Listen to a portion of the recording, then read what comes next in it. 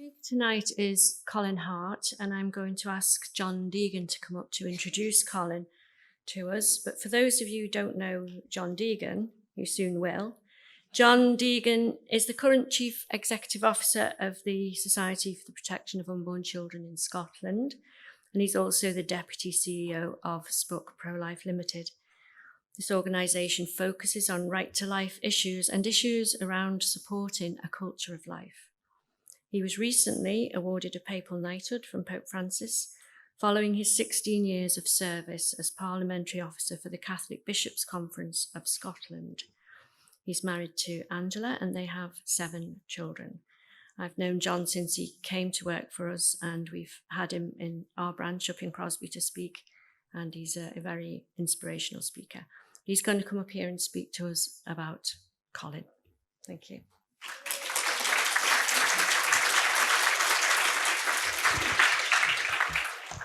Thank you, Anne. That was a very gracious introduction for an introducer. I've known Colin Hart for 20 years, and we've seen a tumultuous change in the UK in those 20 years. I think we were a bit fitter in those days, Colin. Before that, Colin had already been the founding director of the Christian Institute.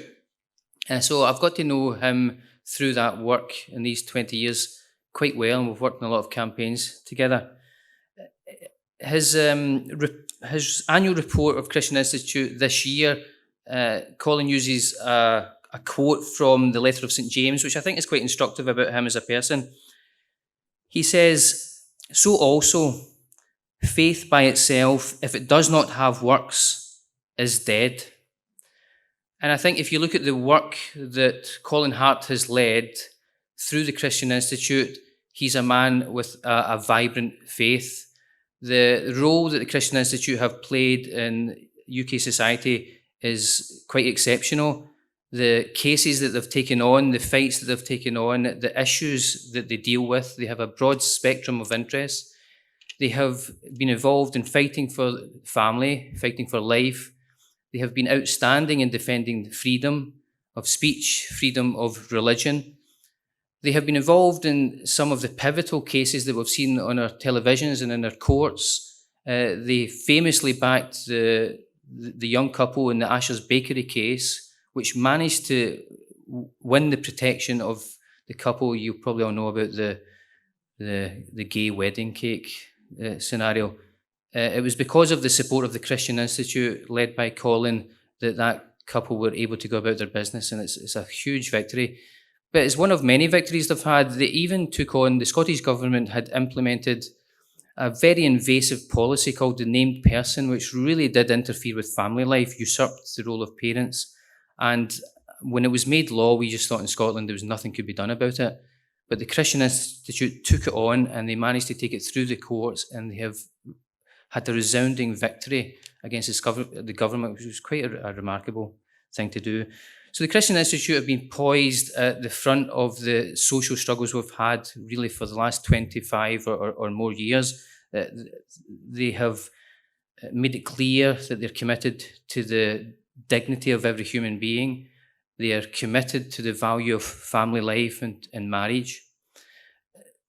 If you look on their website, if you look at the news they produce, you will see the range of issues that they're involved in. One that I spotted as well is they actually do a lot of work on gambling and the damage that gambling does to individuals, to families, and to society. So I should make it clear right now, I'm not a gambling man.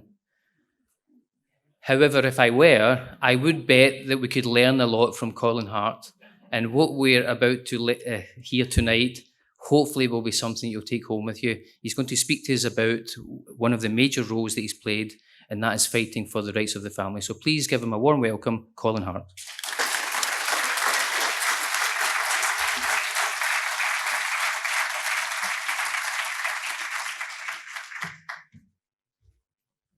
That's a great introduction, isn't it? I hope it lives up to expectations. I'd love to introduce John one day, because he's a very impressive man, and it's been a pleasure to work with him over many years. He's a formidable campaigner, and you're very fortunate to have him. And so that would be good in the years ahead that he will be working on a pro-life cause.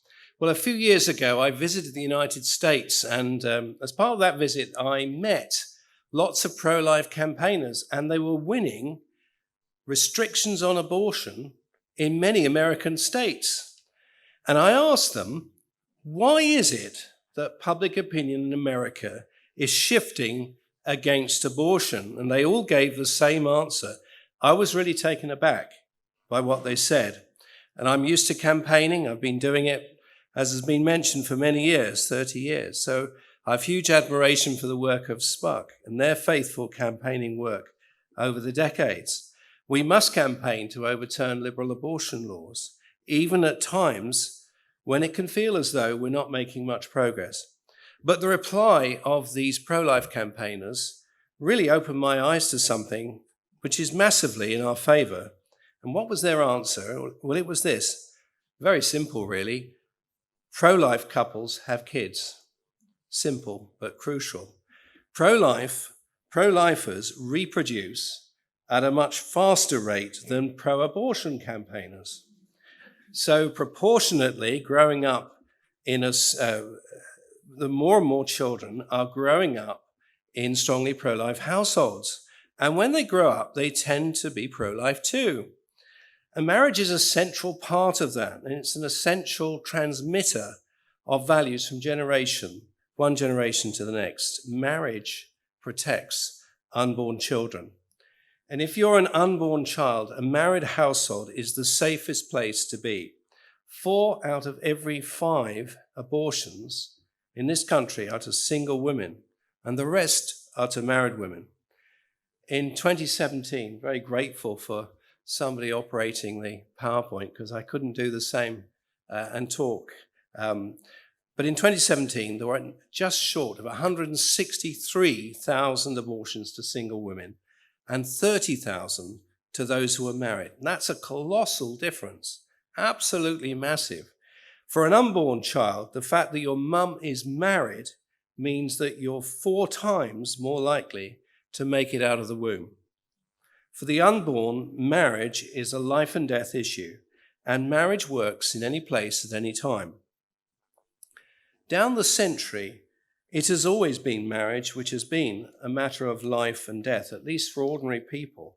If you had fabulous wealth, in this country you could get an act of parliament and you could get divorced. You could also keep mistresses, and that's the sort of history. We've been thinking about history just a moment ago. Well, the sort of history we see on TV is that sort of history, the very wealthy. But ordinary people weren't like that. For ordinary people, they lived, they got married, and they stay married. For the very wealthy, the consequences of their lifestyle can be masked by their wealth. But for ordinary people, that didn't happen. You got married and you stay married. And children were viewed as a blessing, and abortion was unheard of. It was out of the question. The kind of sexual free-for-all today that we have is an historical anomaly that relies on 3 things propping it up: abortion, contraception, and a welfare state. But in the past, it was the honoring and upholding of marriage that preserved lives and social order. And as we shall see, marriage is still preserving life today. But sad to say, in today's culture, there is a massive battle for marriage. I want to tell you about that and to share with you some ideas for seeking to defend marriage. Now, of course, we all know families where there's been a tragic death and husband or wife are left without their spouse and they have to bring up their children as a single parent. Or maybe one spouse has walked out. We all know of those cases. And I have huge respect for the heroic work of single parents in such circumstances who bring up their children by their own. I've got a couple of friends who brought up 4 children. The husband or wife died when the children were very young, and they brought up those children. And that is incredibly impressive. There must always be compassion for such single parents. But the issue is this: if marriage is far and away the best and most protective environment for children and adults, are we going to support marriage? Are we going to tell people the facts? And are we going to urge young people to marry and be faithful? Successive governments have preferred to answer no to all these questions. And many organizations and even churches now are also saying no. But we need to say yes. Let's support and defend marriage. Let's not agree with the watering down and the redefinition of marriage. Marriage predates the nation state and it predates the church. They can't redefine it, though some of our politicians have tried. There's nothing older than marriage, but there's also nothing more up to date. Marriage is the safest place in which to raise children. Consider child deaths. The National Child Development Study showed that compared with those with married parents, children with unmarried parents were 44% more likely to die by the time they were 7. Marriage is the best environment for raising children. Children of married parents have higher self-esteem and better health. They have higher educational attainment, are more likely to marry and less likely to receive government benefits. Marriage is the most stable environment for children. 90% of parents who stay together until their children reach 15 are married. Marriage is good for adults too. Those who are married are normally happier and tend to live longer. They have fewer heart attacks, a lower risk of depression, better survival rates for cancer and major operations. Now, of course, we're talking about what is normally the case. There can be exceptions, but they don't break the rule. Public policy has to be concerned with what is normally the case. Normally, having married parents will lead to a child faring better across a large range of outcomes. Now, some researchers are quick to say you can find a child from an unmarried household who does better than a child from a married household. Well, of course, if you have a married household where there is a problem of drug or alcohol abuse and consequent poverty, then of course there can be better outcomes in an unmarried household where those factors aren't there. But all other things being equal, children from married households will do much better. Let me give you another example. Those over 18, youngsters, are taller than those over 18, that's adults, isn't it? That's us, and some of us anyway, and are normally taller than those under 18. Adults are taller than youngsters. But there are some youngsters who are taller than some adults.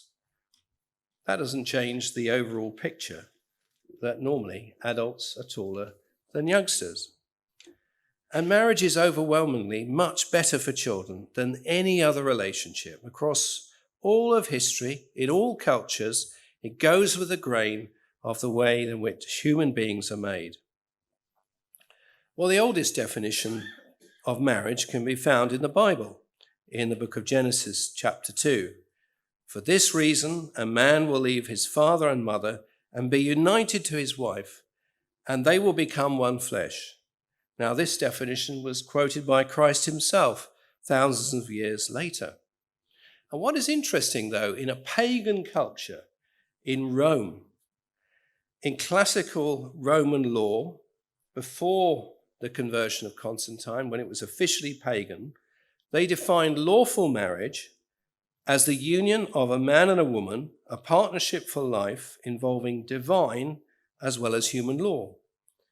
And marriage had to be voluntarily contracted for the purposes of mutual affection. Do those words sound familiar?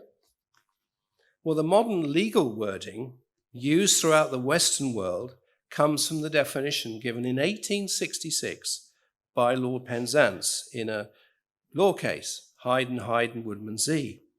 And the judge said, I conceive that marriage as understood in Christendom may for this purpose be defined as the voluntary union for life of one man and one woman to the exclusion of all others. Now, it's important to say, of course, Roman lawyers or our judge, Lord Penzance, they weren't inventing marriage. They were just describing what was already there. They were recognizing what was already true.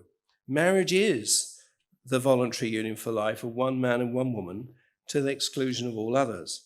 And that's the wording in the Western legal tradition. But I want to argue tonight that every single part of that definition, except for one, is currently being ripped up and attacked. Well, the definition breaks down into 5 parts. The first is that marriage is voluntary. The free consent to marry is a prerequisite of marriage. Forced marriage is not marriage. Now, 1,000 years ago, rushed weddings and even the kidnapping of brides were huge problems.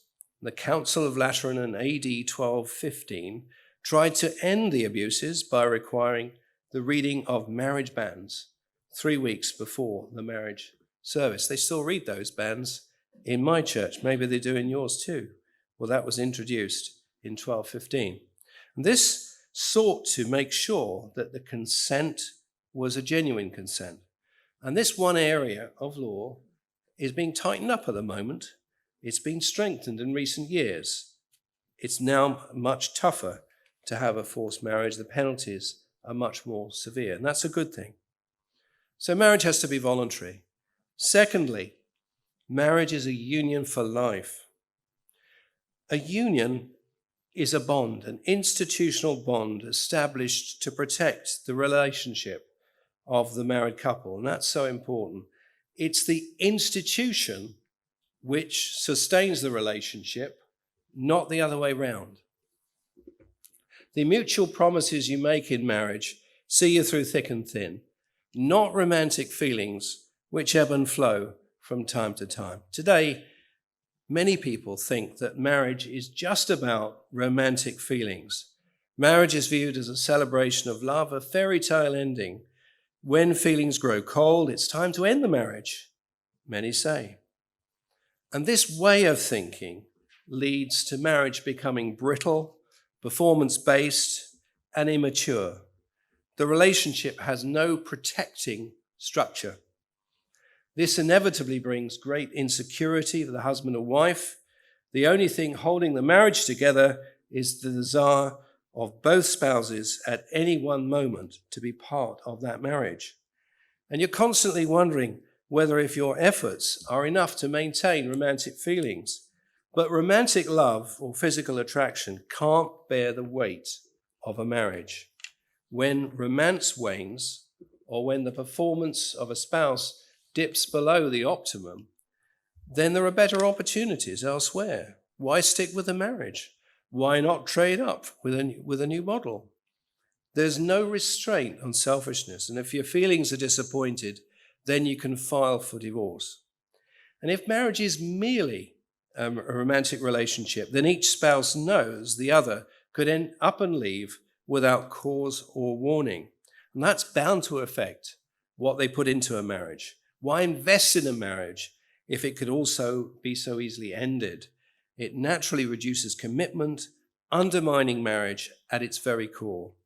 And this operates as a negative spiral, where reducing commitment in turn leads to more instability and so less commitment. And so it goes on.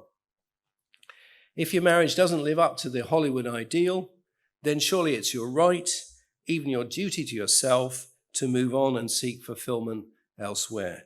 Your real soulmate is still out there waiting to be found. The expectation of living in a perpetual bubble of romantic bliss creates dissatisfaction because it always collides with reality. That kind of marriage is never going to be a strong union. An easy divorce has profoundly undermined marriage. Marriage is not for a limited period or a fixed term, it's for life. Now, our system of divorce law isn't perfect. We have a system involving separation or faults such as adultery. And currently, around 40% of divorces are on the separation grounds. And that can take 2 or 5 years, depending on whether the other spouse consents. Separation at least gives time for the possibility of reconciliation to occur. Now, David Gork is the ex-Minister of Justice. It probably hasn't escaped your news. You'll notice that he's not the most popular MP at the moment with Boris Johnson. Well, he was the Justice Secretary, and he devised a bill on divorce. And it was really a remarkable divorce bill, really. I've never seen anything like it. It abolished completely separation and fault.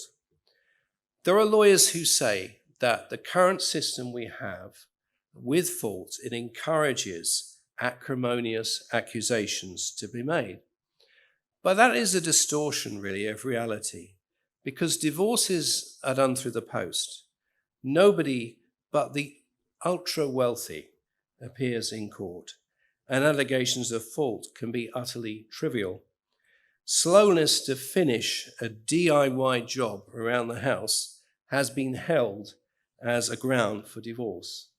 So lawyers don't find it difficult to get round the law. David Gauke's legislation would have abolished fault, but also separation. It was a bit smoke and mirrors, really, because he was going on about acrimony in divorce proceedings, but then he abolished the very area of divorce law which had no allegations of fault as well. That got abolished too. It replaced everything with no fault divorce on demand in 6 months. And you can see with a huge number of divorces at the moment, separation grounds taking 2 or 5 years, 40,000 of them reduced to 6 months tops to get a divorce. The Department of Justice, we found, were conducting speed trials on reducing the length of time to get a divorce. They had a pilot scheme where they did it in as quick as 12 weeks. And David Gauke in the legislation had an accelerator clause where divorce could be accelerated quicker than 6 months. But there was no break. It couldn't go slower than 6 months. So that was in the legislation. That told you everything you needed to know about the whole basis of the bill. And I'd like to play you now a video from the Coalition for Marriage about the divorce bill. It's just been scrapped because of the prorogation of Parliament. But who knows? It could well come back. But so far it hasn't been agreed to come back by the government, and I hope it never does. But we need to know about this legislation so that we can oppose it. So I think they'll just play the video now.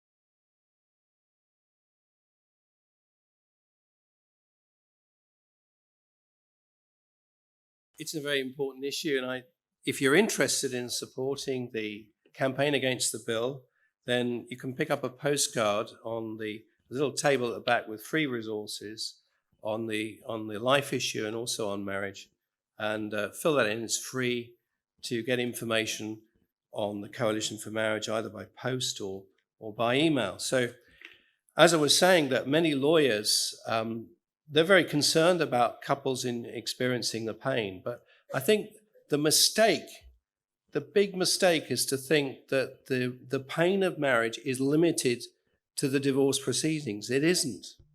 It begins at the divorce. And in fact, it can get a whole lot worse for children particularly. And we know from studies that have been done that children often can be on the sidelines when there are arguments between the parents. But after the divorce, they're put in the position of having to choose. And they become at the center in a way they weren't before. Right. Having not heard the video, we're now going to hear it many times over. But it was actually a difficult technical problem to crack, and I'm glad it's being cracked. But we'll go back now to if that problem can be cracked, of going back to the other PowerPoint presentation. Anyway, so I think there's a lot of propaganda arguments. Now, the idea of no-fault divorce was around in Roman times, as was the exposure of children, as was abortion. And for 2,000 years, there's not been no-fault divorce because of Christian influence. But the idea was revived in early revolutionary Russia. The early communist 1918 family code severed the concept of marriage from that of the family. Marriage is no longer to be a lifelong commitment. In came no-fault divorce. And Lenin was appalled, though, at the consequences of his regime's policies. In fact, they were implementing his own ideas, but they didn't like the way it worked out. One catchphrase at the time in Soviet Russia was that sex should be treated as simple as drinking a glass of water. But Lenin said that was bad for the revolution, calling it completely un-Marxist and, moreover, antisocial. And after Lenin's death, though, things got much worse with a further attack on marriage. The 1926 Family Code gave further rights to cohabitees and sped up divorce to just 3 days. You basically went to a post office, put your divorce papers in, and you collected your divorce certificate 3 days later. And consequently, between 1926 and 1927, an already high divorce rate rocketed by nearly 70%. Now, the ensuing destruction of family life began to destroy Roman society itself. A pro-communist author, Morris Hindus, wrote that the social bonds of family life were in the process of dissolution. Immense problems were created by divorce and by family instability and by homeless children who didn't have parents to look after them. They were wandering the streets. Historians debate how many street children there were. Some say 300,000, others put it at millions. Russian leaders eventually had to do something. The deputy chairman of the Supreme Court said in 1936, it's necessary to put an end to the anarchist view of marriage and childbirth as an exclusively private affair.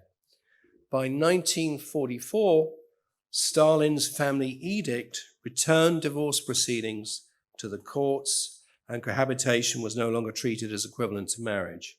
And in 1959, wedding ceremonies were reintroduced to establish marriage. Soviet-style divorce could be on its way to England and Wales if David Gauke's bill comes back.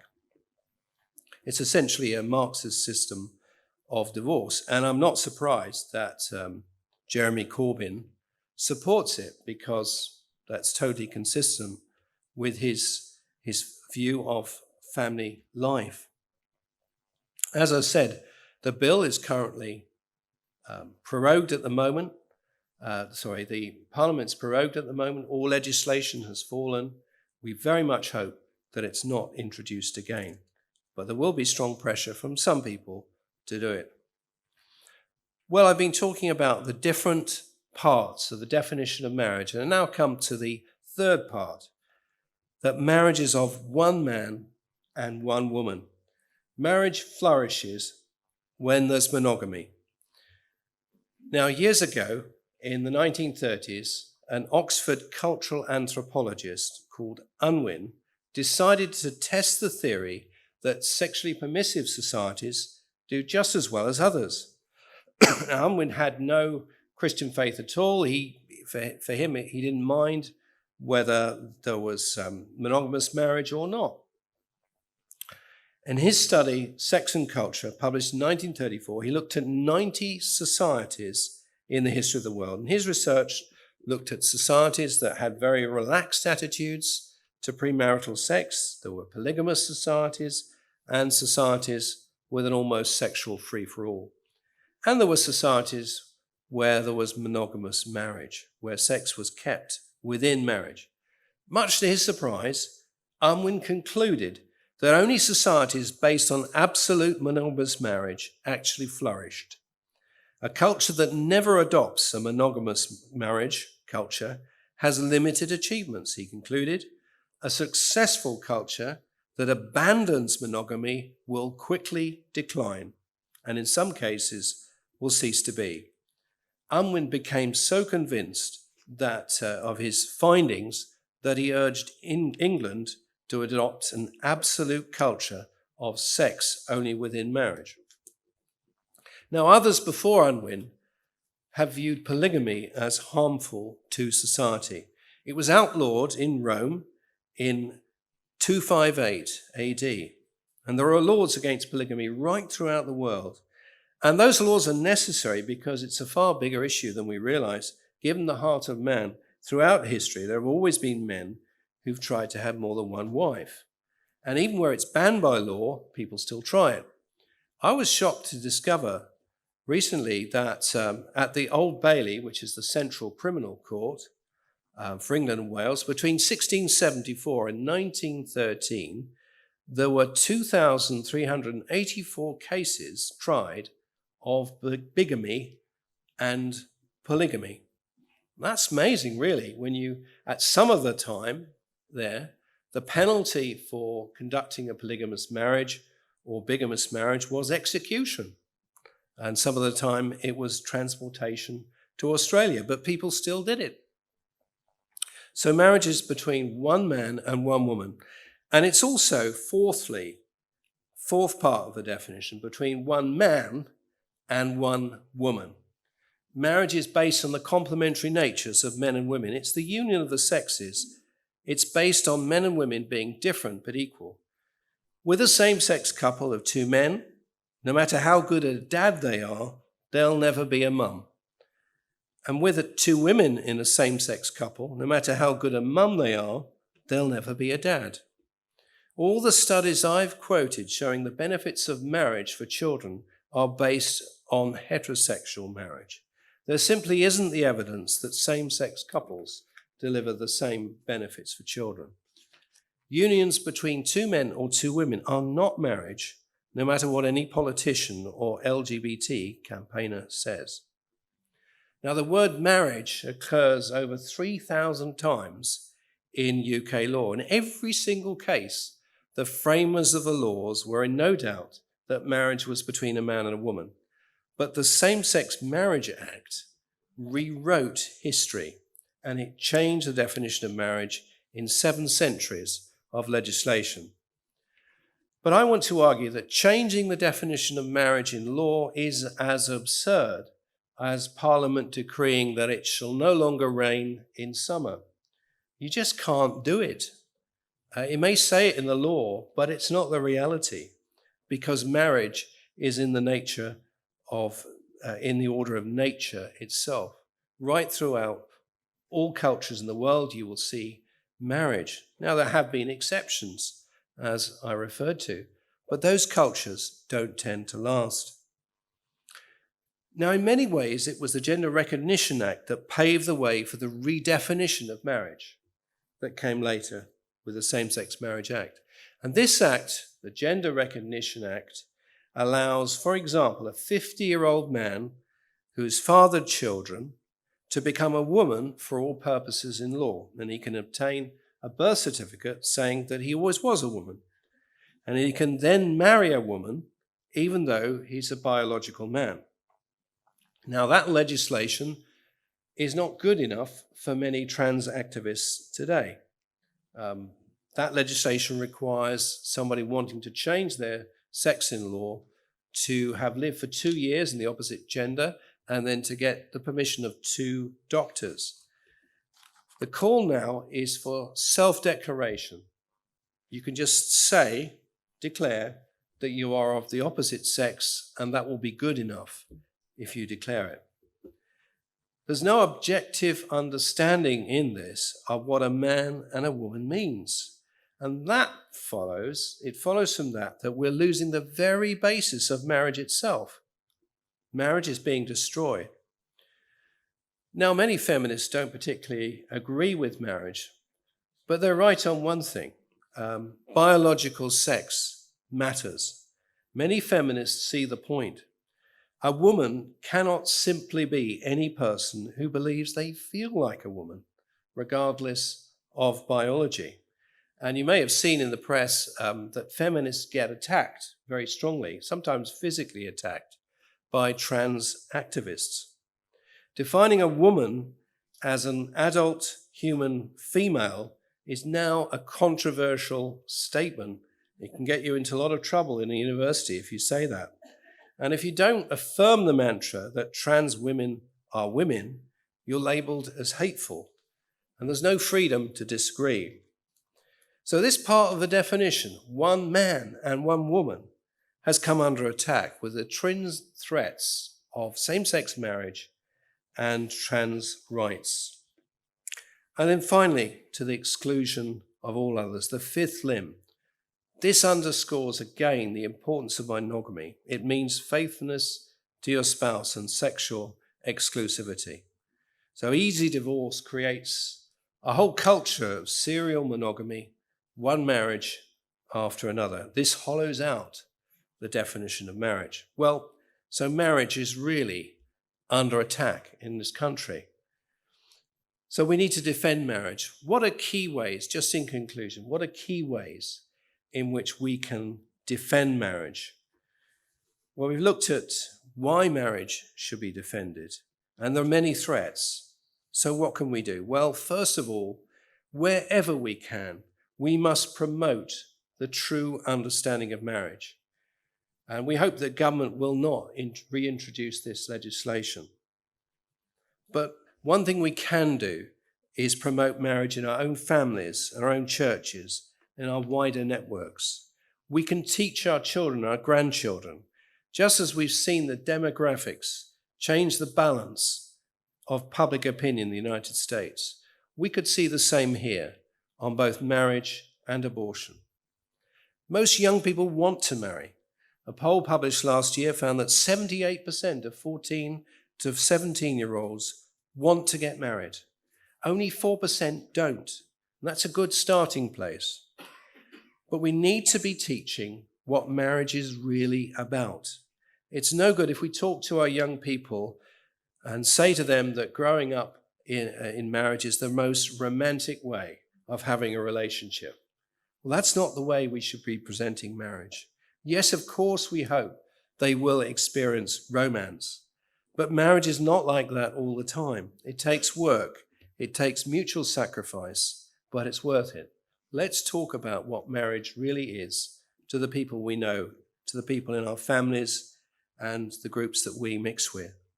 Secondly, we must support organizations that stand for traditional marriage.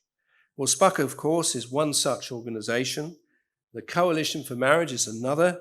And it's important that we have as many voices as we can speaking out in the public square for the defense of real marriage. And those organizations need people behind them, not just in the area of finance, but also, importantly, in their calls to action.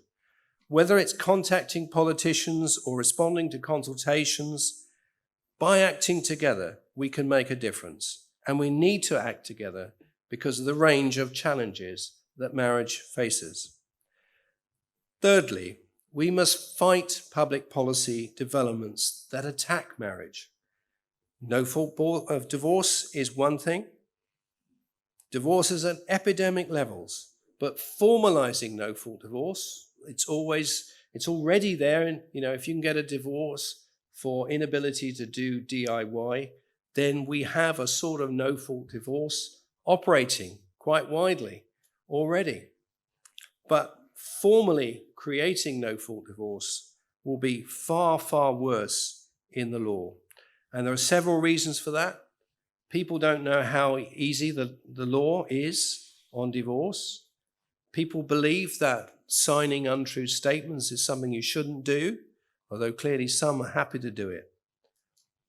All these factors mean that currently the divorce rate is restrained. No fault divorce would take those restraints away. We must argue for more support for married couples. How much money does it cost the nation because of family breakdown? It must be billions and billions of pounds. Much cheaper if we can save marriages which are in difficulty. We must allow couples to have time to think. We must take the pressure off them with these quick divorce proposals.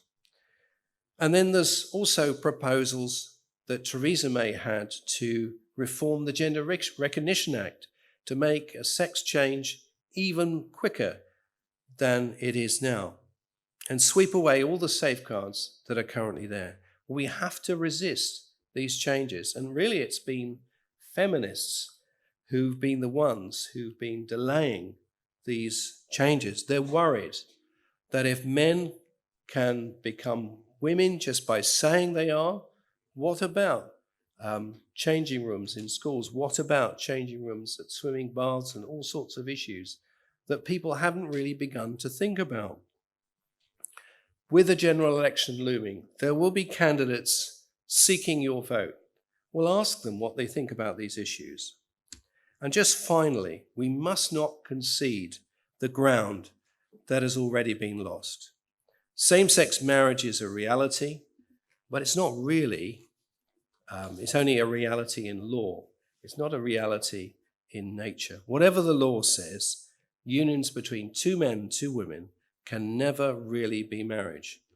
So we mustn't be cowed. We must keep insisting that true marriage is the voluntary union for life and of one man and one woman to the exclusion of all others. Thank you.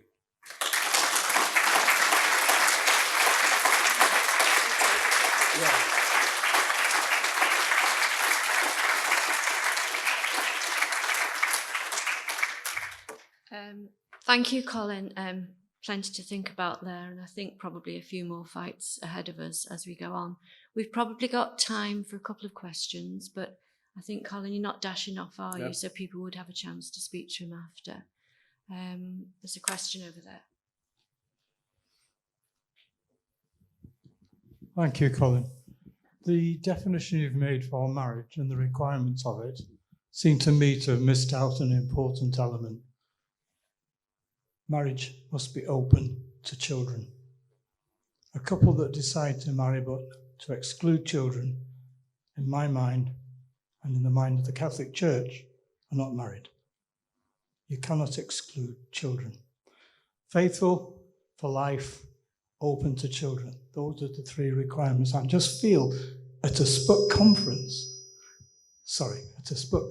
it's very important to remind ourselves of that element as being part of it. Okay, do you agree? Well, I think that I'm not a Roman Catholic, but I basically agree with you, yes. But I think obviously there are some couples who cannot have children and they're just as married. And the great thing is actually the law says, and this is one thing, what happens when you pass same-sex marriage is anything in heterosexual marriage that's not like same-sex marriage gets changed. So the divorce law is different. Oh, well, let's merge it all into one. So the end of marriage in divorce is different between same-sex marriage and heterosexual marriage, and the beginning too. There will be, I'm sure, an attack on the law of the consummation of marriage. That hasn't come yet.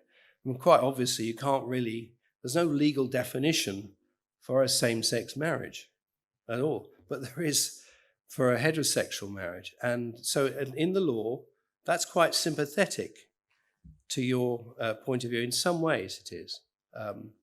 And I hope that that remains.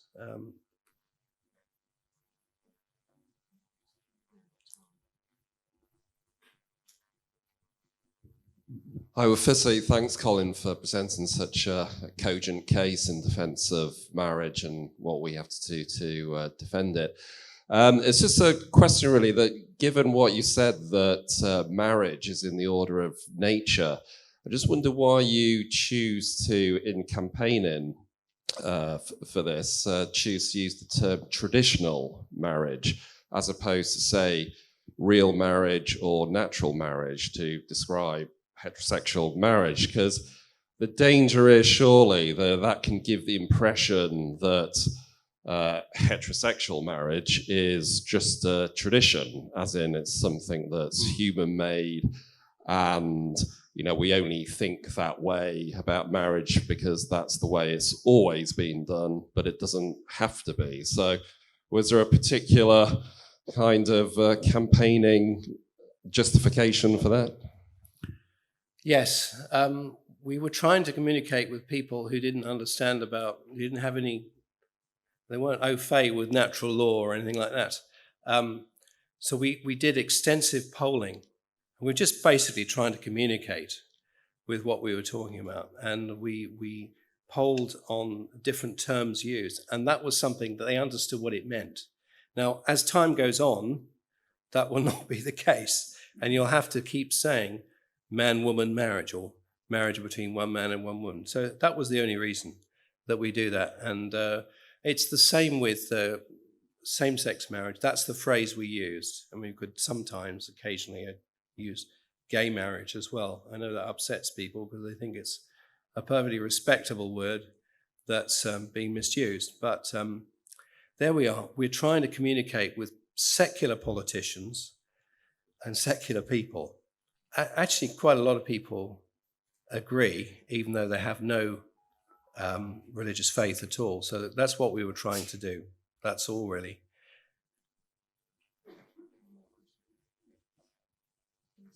Thank you. You mentioned at the beginning the first element was consent. Problems that are relating to consent nowadays are linked to domestic violence or personality change following accidents. So should we say that somebody changes for a head injury or whatever? What's your view on the issue of consent in relation to domestic violence or change of personality? I don't really, I'm not really an expert on that area, but so I can't really answer about that. The issue about marriage, though, well, the key thing is the consent is at the beginning. In sickness and in health, for richer, for poorer. And so long as we both shall live. So the consent is at the beginning. It's not you are saying for life you will be married. So whatever happens, maybe you have a terrible accident or injury, you are married together for life. And you may feel as though you wish you weren't married, but you are married because you've given your consent at the beginning. Now, the government's view, or David Gauke's view, was the moment you didn't want to be married, you could sort of unfriend your wife, like Facebook, You can resign from your marriage. No, that's not what marriage is. That's cohabitation. That's not marriage. It never was, if that's your view of marriage. So I don't really know about those particular areas, but I do know that with marriage, the consent is at the beginning. That's the decision you have to make. Now, of course, it's very important who you marry, because when you're married, it's for life. So that's an important decision. And, people can marry the wrong people. But if you do that, tough, you're married. So better to marry the right person, that you are, you think along the same lines before you get married. There's one more question. That'll be the last one. Yeah. Thank you very much for making the comment about passing on the true nature of marriage to our children and our grandchildren. One of the things that in SPUC that we were saying during 2013, during the passage of the same-sex marriage bill, was that schools and our children would be among the first targets of the propaganda around same-sex marriage. And we're finding this is very much the case in schools. And I just wondered if you could comment on that for us, or say what the Coalition for Marriage is doing about what's happening in schools, which is extremely worrying. Yeah, absolutely right. We have fought for defences for teachers, and there is official guidance from the Department for Education. But that's all very well, but it's not being followed in schools. I remember talking to the French marriage campaigners, Lamanique Coutu, and they said when same-sex marriage was introduced in France, within 2 weeks, the next thing was gender ideology in schools. And that's exactly what's happened in the UK. So we've had teachers in trouble because they do not agree with same-sex marriage. We've had pupils humiliated in class because they do not believe in same-sex marriage. Last Thursday, there was a pupil who was told that his male teacher, who was wearing a dress, had to be answered with a register as "Yes, miss." And the child said, "No, I'm going to say here." And the child was autistic, so was not really so worried about upsetting the teacher, but was quite clear, "I'm not going to say yes, miss. I'm going to say here." Well, fortunately, the school gave in, but it took a lot of effort from the parents. But that sort of thing is going on in schools. Kids are told, I think we had the record was a 6-year-old boy was given homework? You have to decide tonight whether you are a boy or a girl. Come back. So he was given a picture of himself on a male body and a picture of himself on a female body. Which side is it? Come back tomorrow and tell us. And everybody else in the class was given that. So this is absolutely rife in schools, and it's completely mad. And we need to say it is mad. And ironically, some of our allies on this are people we wouldn't agree with on abortion at all, but they are absolutely shocked that if anybody shows any interest at all in flying a plane, they must be a man. So as any girl who's interested in flying a plane, she's a man. Or any girl who likes Action Man, she's a boy. Or any boy who shows interest in needlework, oh, he's a girl. And this utterly infuriates feminists who think their complete life's work is in ruins if this is allowed. So they've been great allies on this issue, although, of course, they are fearful opponents on other issues. But I suspect that they have been the ones who have been restraining the government at the moment. Thank you. Well, that's really the end of the time. Have you got the mic? Okay, very last one. Yeah. Thanks very much for a lovely talk. I just wanted to clear up what you said in answer to this gentleman about domestic violence and consent. And I'm a great supporter of marriage. I've been married for a few decades anyway. And I would agree that marriage is for life. But in the situation of domestic abuse, you may still be married, but I think could you just distinguish that you think it's okay to separate in those, nobody should put up with abuse, it doesn't help anyone? Yes, I wasn't wanting to imply that shouldn't happen. No, the law has got to come in that place. And there has always been, in the history of our law, there has been a legal state of separation where you're not divorced and you're legally married, but all the provisions of separation are there. And there's also various remedies that are made in the event of of domestic violence? Yes, of course. If those allegations are made and it's accepted, then there should be those remedies available, yes. Okay, thank you. And once again, can we just thank Colin for his wonderful talk tonight?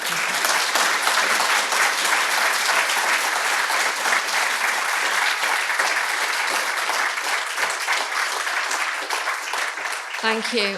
As I said, Colin is hanging around for a little bit if anybody wants to speak to him.